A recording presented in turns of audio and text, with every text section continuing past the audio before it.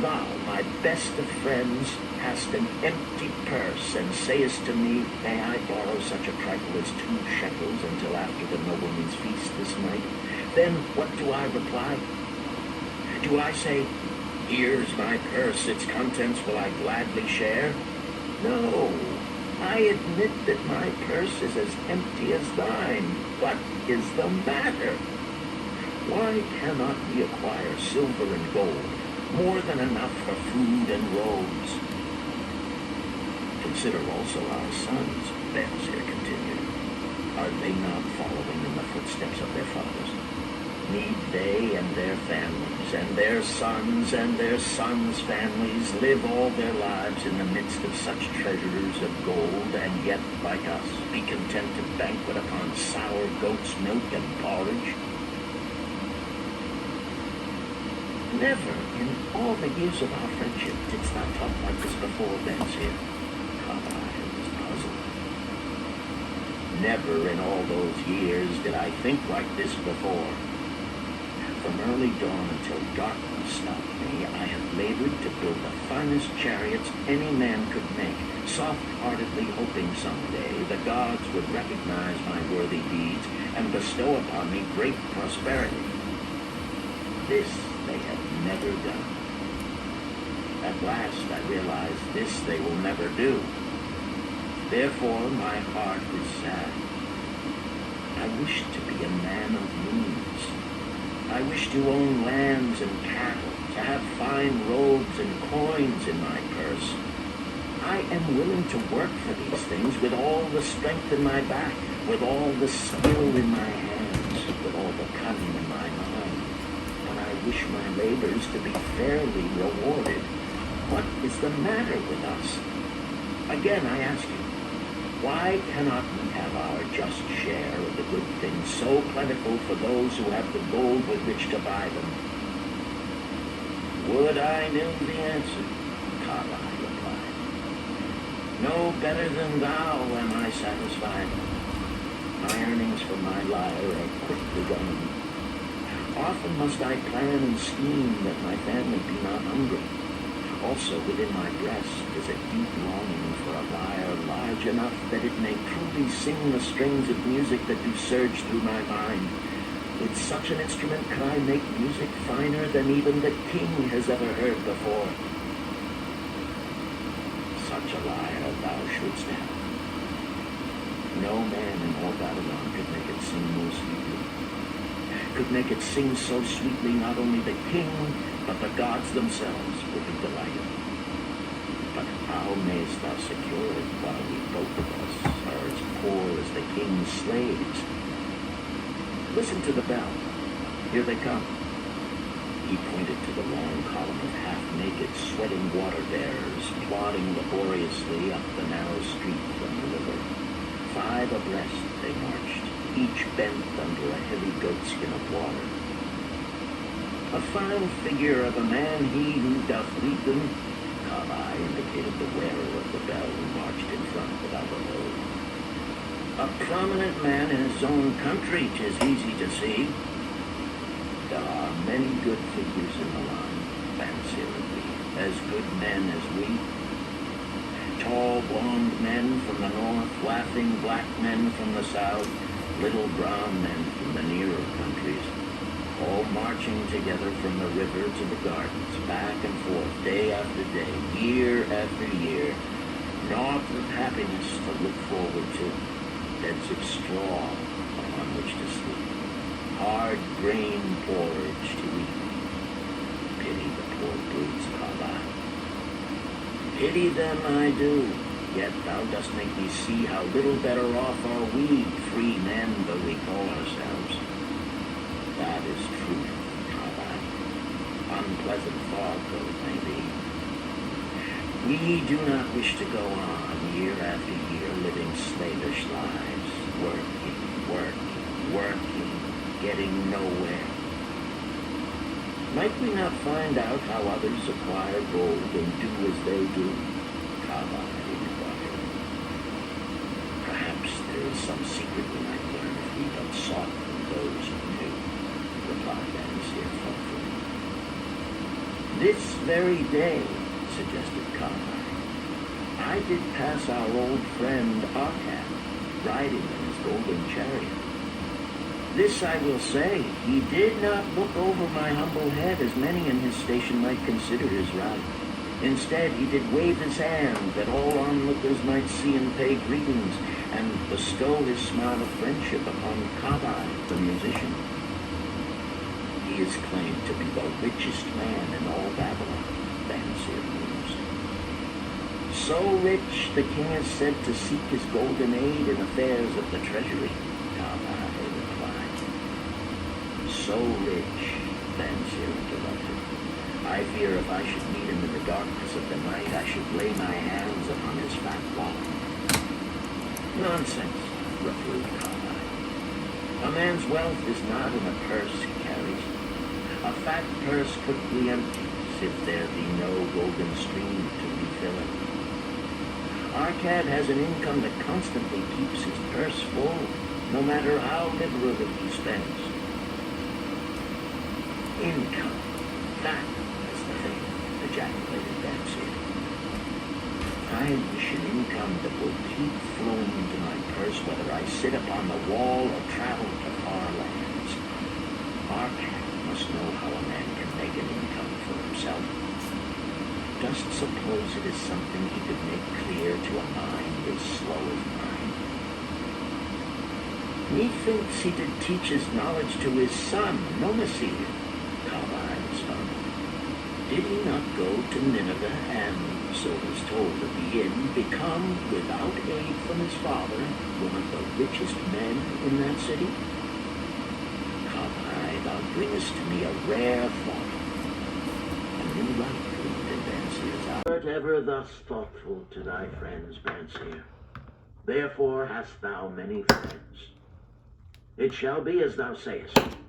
We go this day and take them with us.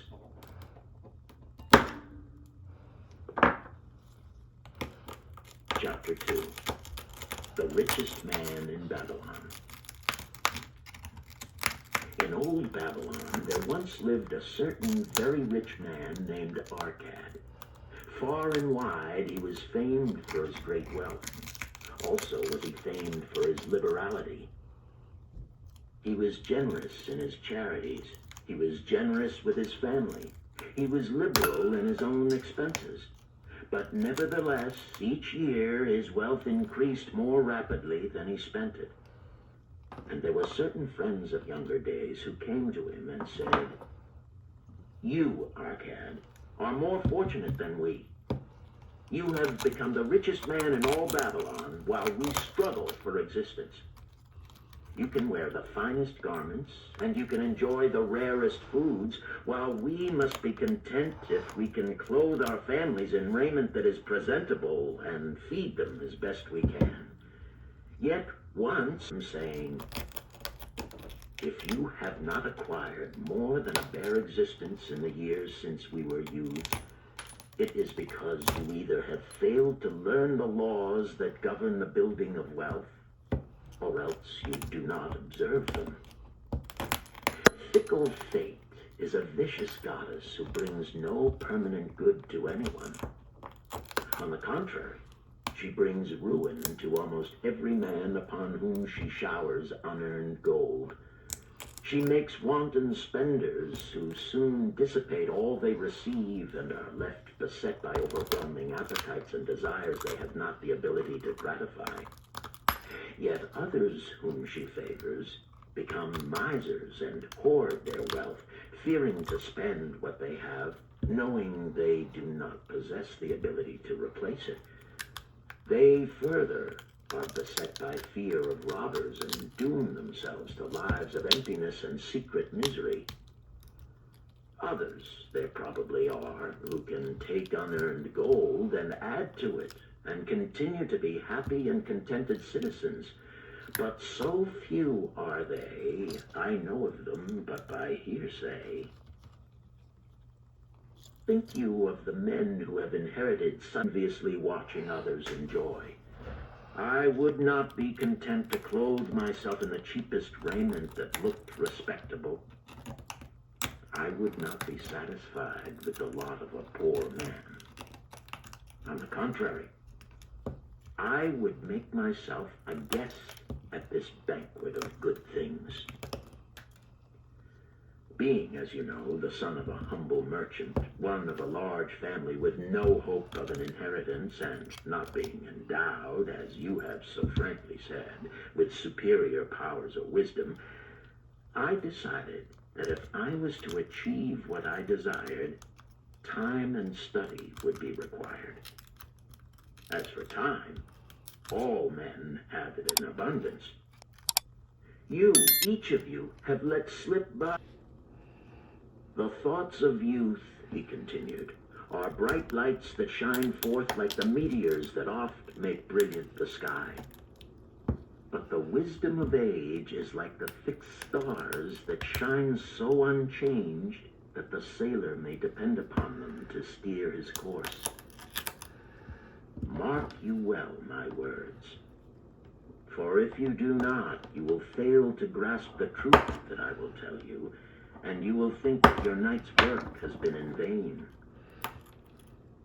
Then he looked at me shrewdly from under his shaggy brows and said in a low, forceful tone, I found the road to wealth when I decided that a part of all I earned was mine to keep. And so will you. Then he continued to look at me with a glance that I could feel pierce me, but said no more. Is that all? I asked.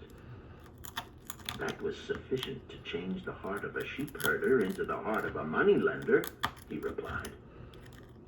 But all I earn is mine to keep, is it not? I demanded. Far from it, he replied. Do you not pay the garment maker? Do you not pay the sandal maker? Do you not pay for the things you eat? Can you live in Babylon without spending? What have you to show for your earnings of the past month? What for the past year? Fool.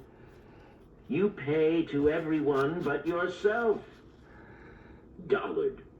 You labor for others.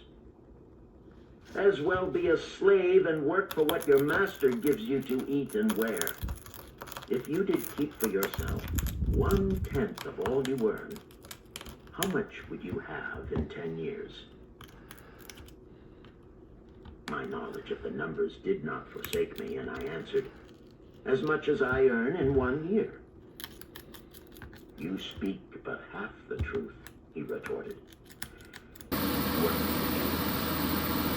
You have taught yourself how to acquire money, how to keep it, and how to use it. Therefore, you are competent for a responsible position. I am becoming an old man. My sons think only of spending and give no thought to earning. My interests are great, and I fear too much for me to look after. If you will go to Newport and look after my lands, I shall make you my partner, and you shall share in my estate. So I went to Newport and took charge of his holdings, which were large. And because I was full of ambition, and because I had mastered the 3 laws of successfully handling wealth, I was enabled to increase greatly the value of his properties. So I prospered much, and when the spirit of Algamish departed for the sphere of darkness, I did share in his estate as he had arranged under the law. So spake our path, and when he had finished his tale, one of his friends said, You were indeed fortunate that Algamish made you an heir. Fortunate only in that I had the desire to prosper before I first met him. For 4 years did I not prove my definiteness of purpose by keeping 1/10 of all I earned? Would you call a fisherman lucky, who for years so studied the habits of the fish that with each changing wind he could cast his nets about them? Opportunity is a haughty goddess who wastes no time with those who are unprepared. You had strong willpower to keep on after you lost your first year's savings. You are unusual in that way, spoke up. Willpower, retorted Arcana. What nonsense. Do you think willpower gives a man the strength to lift a burden the camel cannot carry, or to draw a load the oxen cannot budge? Willpower is but the unflinching purpose to carry a task you set for yourself to fulfill. If I set for myself a task, be it ever so trifling, I shall see it through. How else shall I have confidence in myself to do important things? Should I say to myself, for 100 days as I walk across the bridge into the city, I will pick from the road a pebble and cast it into the street? I won't do it. If on the 7th day I pass by without remembering, I would not say to myself, tomorrow I will cast 2 pebbles which will do as well. Instead, I would retrace my steps and cast the pebble. Nor on the 20th day would I say to myself, Arcad, this is useless. What does it avail you to cast a pebble every day? Throw in a handful and be done with it. No, I would not say that, nor do it. When I set a task for myself, I complete it. Therefore, I am careful not to start difficult and impractical tasks, because I love leisure. And then another friend spoke up and said, if what you tell is true, and it does seem, as you have said, reasonable, then being so simple, if all men did it, there would not be enough wealth to go around. Wealth grows wherever men exert energy. If a rich man builds another of his friends, the years have passed and we are no longer young men and we have nothing put by. I advise that you take the wisdom of Algamish and say to yourselves, a part of all I earn is mine to keep. Say it in the morning when you first arise, say it at noon, say it at night. Say it each hour of every day. Yet it was not always so. The riches of Babylon were the results of the wisdom of its people. They first had to learn how to become wealthy. When the good King Sargon returned to Babylon after defeating his enemies, the Elamites, he was confronted with a serious situation. The royal chancellor explained it to the king thus. After many years of great prosperity brought to our people because your majesty built the great irrigation canals and the mighty temples of the gods, now that these works are completed, the people seem unable to support themselves. The laborers are without employment. The merchants have few customers. The farmers are unable to sell their produce. The people have not enough gold to buy food. But where has all the gold gone that we spent for these great improvements? Demanded the king. It has found its way, I fear, responded the chancellor, into the possession of a few very rich men of our city. It filtered through the fingers of most of our people as quickly as the goat's milk goes through the strainer. Now that the stream of gold has ceased to flow, most of our people have nothing to show for their earnings. The king was thoughtful for some time. Then he asked, why should so few men be able to acquire all the gold? Because they know how, replied the chancellor.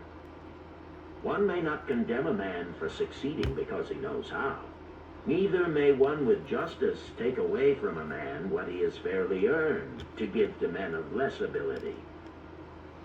But why, demanded the king, should not all the people learn how to accumulate gold and therefore become themselves rich and prosperous?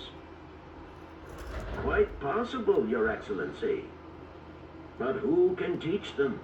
Certainly not the priests, because they know naught of money-making. Who knows best in all our city how to become wealthy, Chancellor? Asked the king. Thy question answers itself, Your Majesty. Who has amassed the greatest wealth in Babylon? Well said, my able chancellor. It is Arcad. He is the richest man in Babylon. Bring him before me on the morrow. Upon the following day, as the king had decreed, Arcad appeared before him, straight and sprightly, despite his 80 years and 10. Arcad, spoke the king, is it true thou art the richest man in Babylon?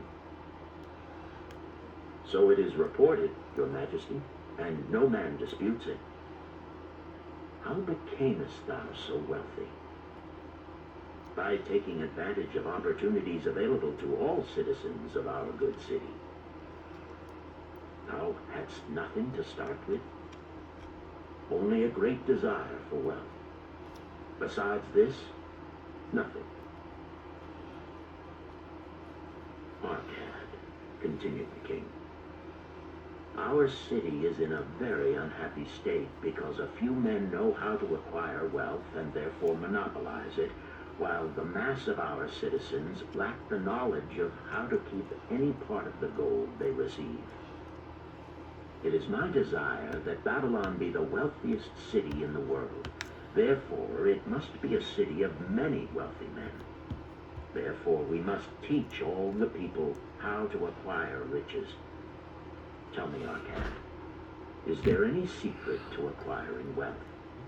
Can it be taught? It is practical, your majesty. That which one man knows can be taught to others. The king's eyes glowed. Arcad, thou speakest the words I wish to hear. Wilt thou lend thyself to this great cause?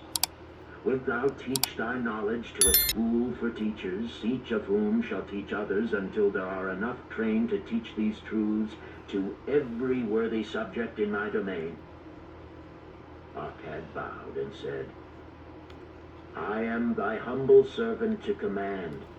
Whatever knowledge I possess will I gladly give for the betterment of my fellow men and the glory of my king. Let your good chancellor arrange for me a class of 100 men, and I will teach them those 7 cures which did fatten my purse, than which there was none leaner in all Babylon. A fortnight later, in compliance with the king's command, the chosen 100 assembled in the great hall of the Temple of Learning, seated upon colorful rings in a semicircle. Arcad sat beside a small tabaret upon which smoked a sacred lamp, sending forth a strange and pleasing odor. Behold the richest man in Babylon, whispered a student, nudging his neighbor as Arcad arose. He is but a man, even as the rest of us. As a dutiful subject of our great king, Arcad began, I stand before you in his service. Because once I was a poor youth who did greatly desire gold, and because I found knowledge that enabled me to acquire it, he asks that I impart unto you my knowledge. I started my fortune in the humblest way. I had no advantage not enjoyed as fully by you and every citizen in Babylon. The first storehouse of my treasure was a well-worn purse. I loathed its useless emptiness. I desired that it be round and full, clinking with the sound of gold. Therefore, I sought every remedy for a lean purse. I found 7. To you who are assembled before me shall I explain the 7 cures for a lean purse, which I do recommend to all men who desire much gold. Each day for 7 days will I explain to you one of the 7 remedies. Listen attentively to the knowledge that I will impart. Debate it with me. Discuss it among yourselves. Learn these lessons thoroughly, that ye may also plant in your own purse the seed of wealth. First must each of you start wisely to build a fortune of his own. Then wilt thou be competent, and only then, to teach these truths to others. I shall teach to you in simple ways how to fatten your purses. This is the first step leading to the Temple of Wealth, and no man may climb who cannot plant his feet firmly upon the first step.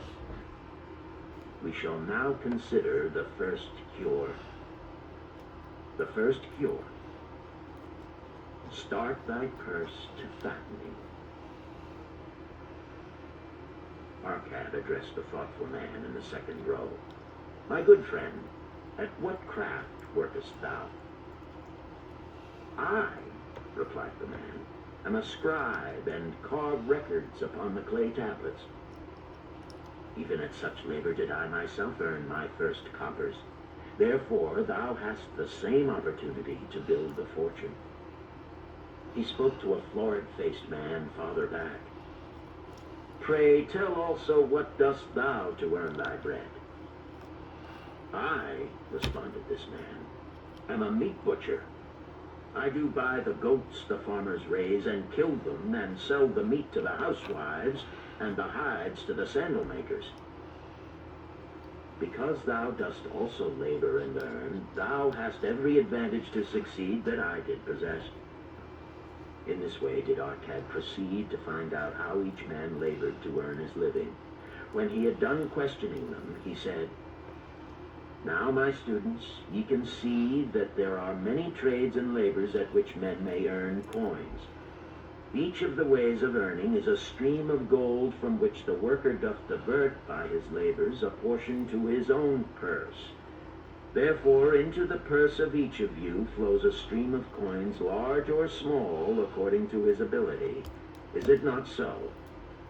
Thereupon they agreed that it was so.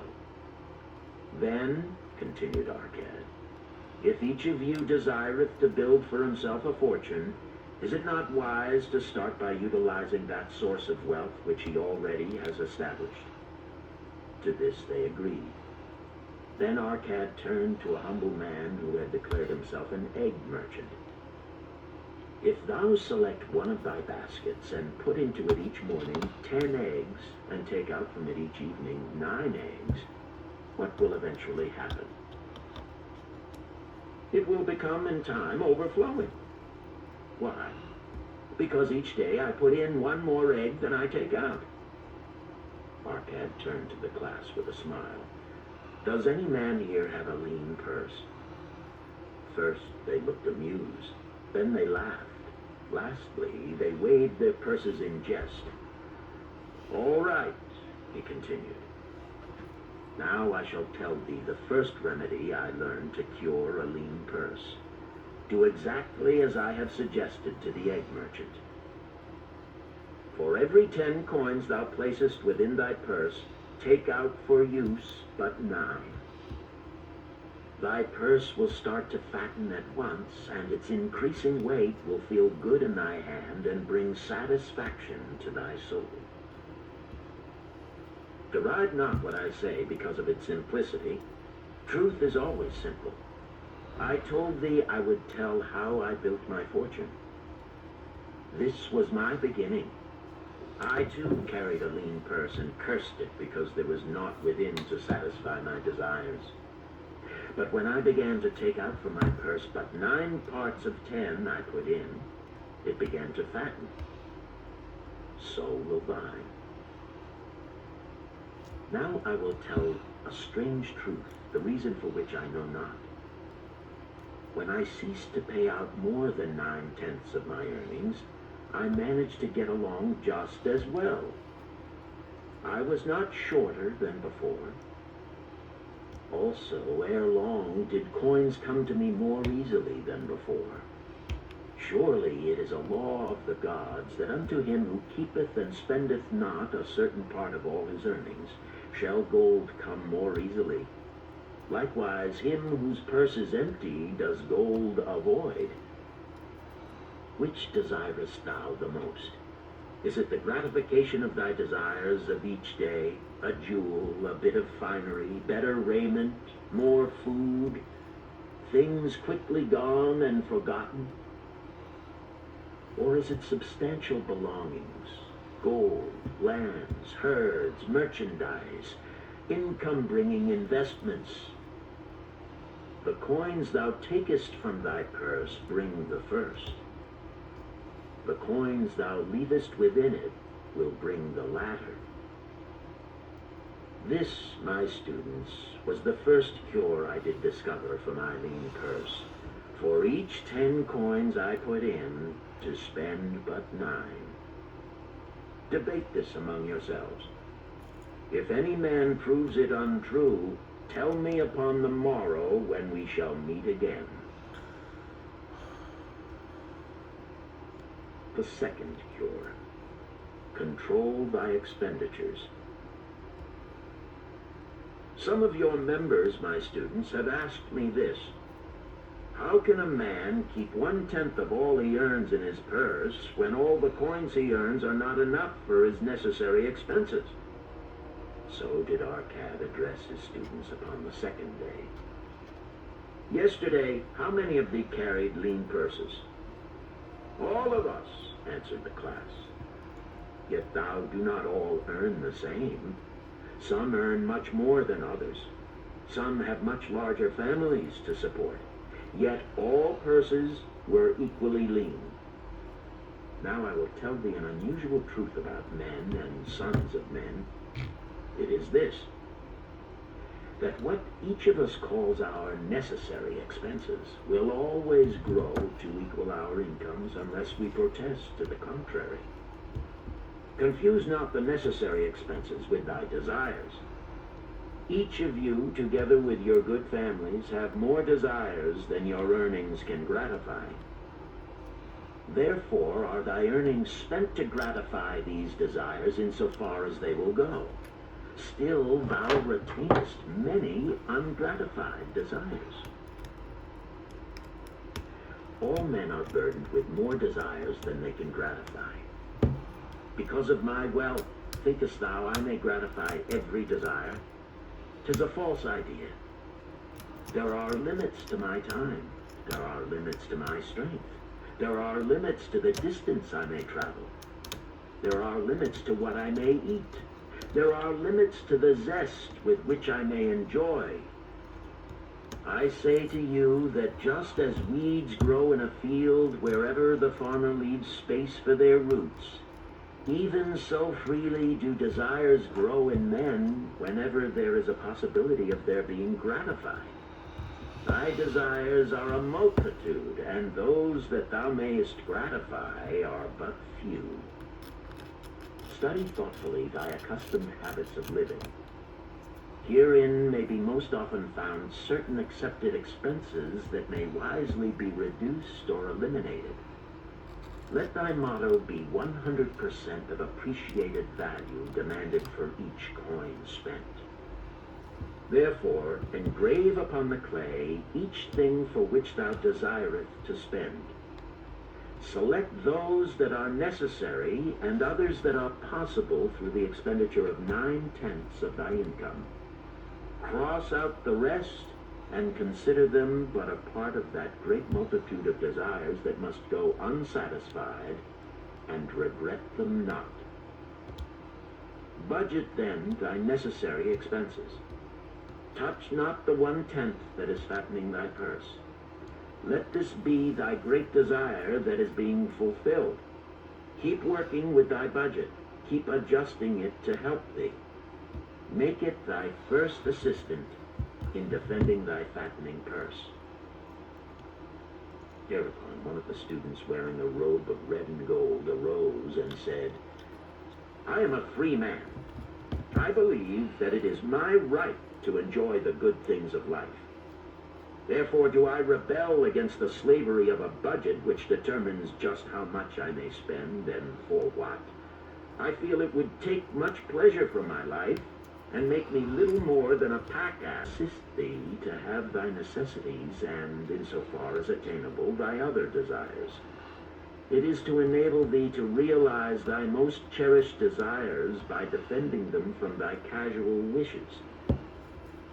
Like a bright light in a dark cave, thy budget shows up the leaks from thy purse and enables thee to stop them and control thy expenditures for definite and gratifying purposes. This, then, is the second cure for a lean purse. Budget thy expenses, that thou mayest have coins to pay for thy necessities, to pay for thy enjoyments, and to gratify thy worthwhile desires without spending more than 9/10 of thy earnings. The third cure: make thy gold multiply. Behold, thy lean purse is fattening. Thou hast disciplined thyself to leave therein 1/10 of all thou earnest. Thou hast controlled thy expenditures to protect thy growing treasure. Next, we will consider means to put thy treasure to labor and to increase. Gold in a purse is gratifying to own and satisfieth the miserly soul, but earns nothing. The gold we may retain from our earnings is but the start. The earnings it will make shall build our fortunes. So spoke our cat upon the third day to his class.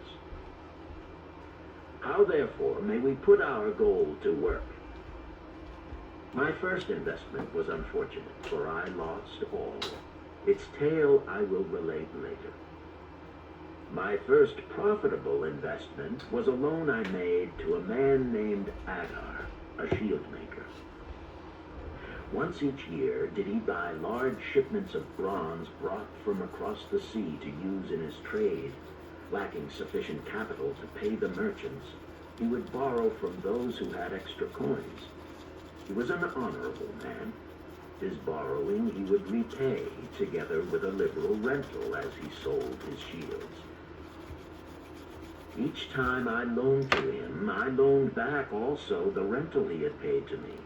Therefore, not only did my capital increase, but its earnings likewise increased. Most gratifying was it to have these sums returned to my purse.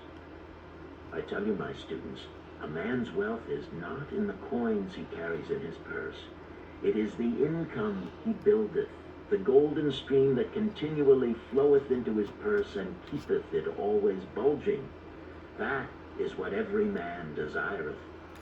That is what thou, each one of thee, desireth. An income that continueth to come whether thou work or travel. Great income I have acquired, so great that I am called a very rich man.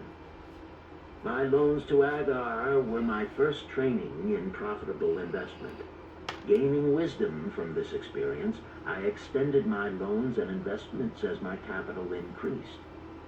From a few sources at first, from many sources later, flowed into my purse a golden stream of wealth available for such wise uses as I should decide. Behold, from my humble earnings, I had begotten a horde of golden slaves, each laboring and earning more gold. As they labored for me, so their children also labored, and their children's children, until great was the income from their combined efforts. Gold increaseth rapidly when making reasonable earnings, as thou wilt see from the following. A farmer, when his first son was born, took 10 pieces of silver to a moneylender and asked him to keep it on rental for his son until he became 20 years of age. This the moneylender did, and agreed the rental should be 1/4 of its value each 4 years. The farmer asked, because this sum he had set aside as belonging to his son, that the rental be added to the principal. When the boy had reached the age of 20 years, the farmer again went to the moneylender to inquire about the silver. The moneylender explained that because this sum had been increased by compound interest, the original 10 pieces of silver had now grown to 30½ pieces. The farmer was well pleased, and because the son did not need the coins, he left them with the moneylender. When the son became 50 years of age, the father meantime having passed to the other world, the moneylender paid the son in settlement 167 pieces of silver.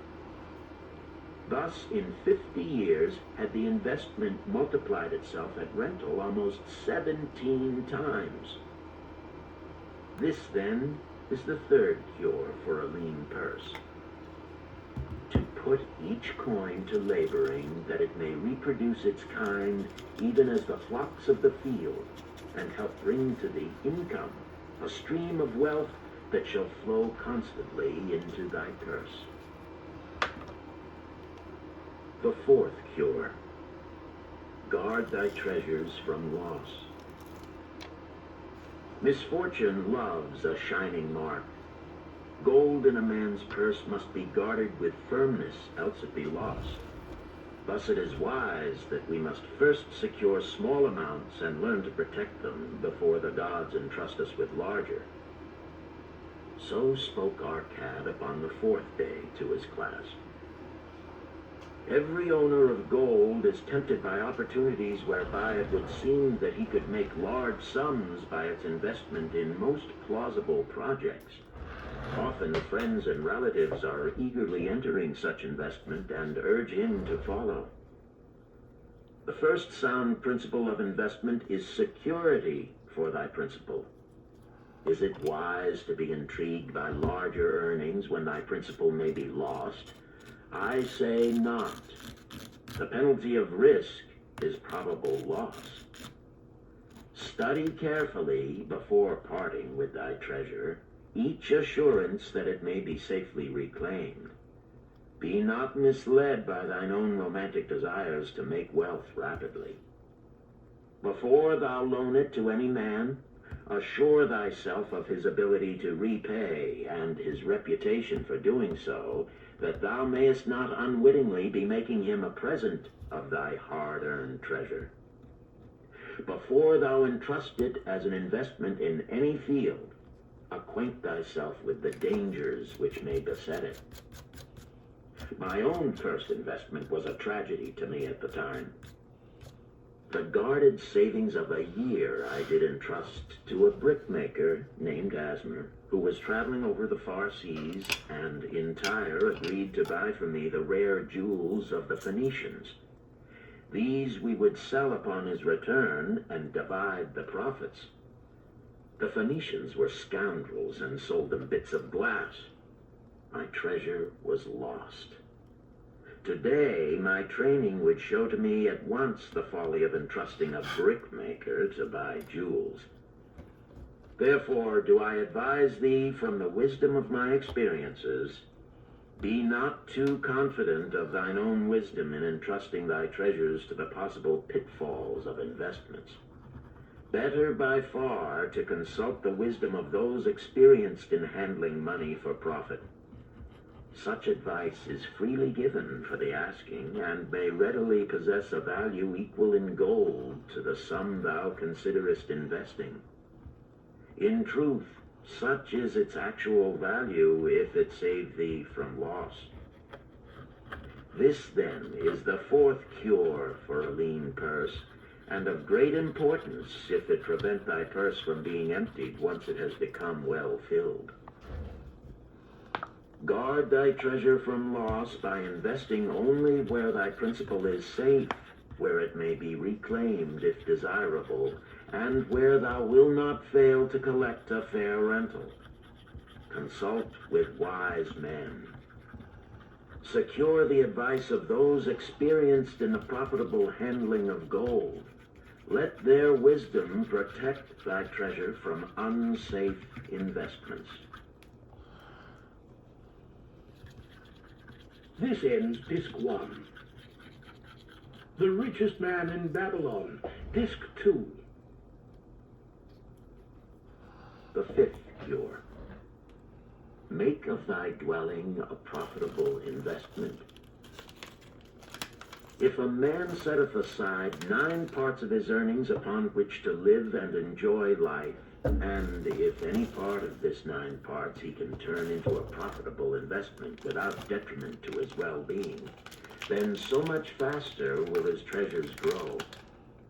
So spake Arcad to his class at their 5th lesson. All too many of our men of Babylon do raise their families in unseemly quarters. They do pay to exacting landlords liberal rentals for rooms where their wives have not a spot to raise the blooms that gladden a woman's heart, and their children have no place to play their games except in the unclean alleys. No man's family can fully enjoy life unless they do have a plot of ground wherein children can play in the clean earth, and where the wife may raise not only blossoms, but good rich herbs to feed her family. To a man's heart it brings gladness to eat the figs from his own trees and the grapes of his own vines, to own his own domicile and to have it a place he is proud to care for, putteth confidence in his heart and greater effort behind all his endeavors. Therefore do I recommend that every man own the roof that sheltereth him and his. Nor is it beyond the ability of any well-intentioned man to own his home. Hath not our great king so widely extended the walls of Babylon that within them much land is now unused and may be purchased at sums most reasonable? Also I say to you, my students, that the money-lenders gladly consider the desires of men who seek homes and land for their families.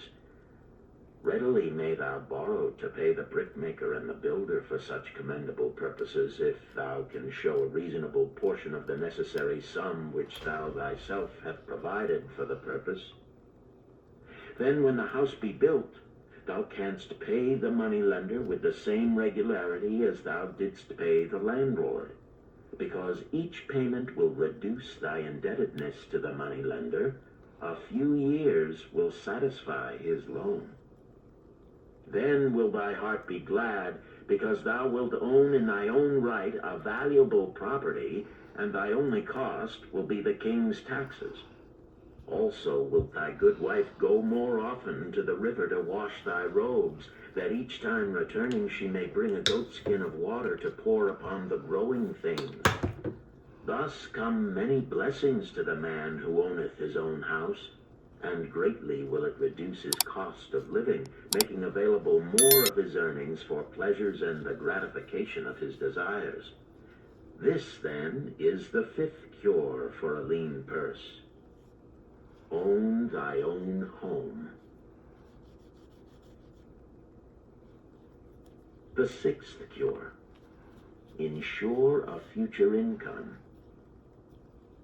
The life of every man proceedeth from his childhood to his old age.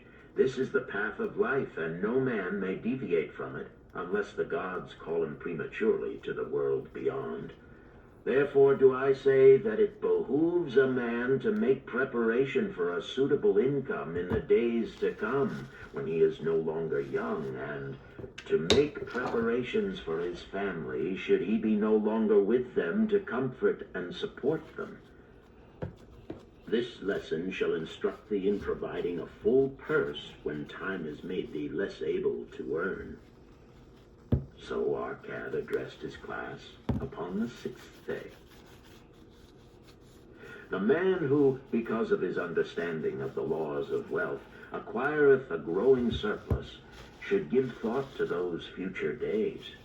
He should plan certain investments or provisions that may endure safely for many years, yet will be available when the time arrives which he has so wisely anticipated. There are diverse ways by which a man may provide with safety for his future. He may provide a hiding place and there bury a secret treasure.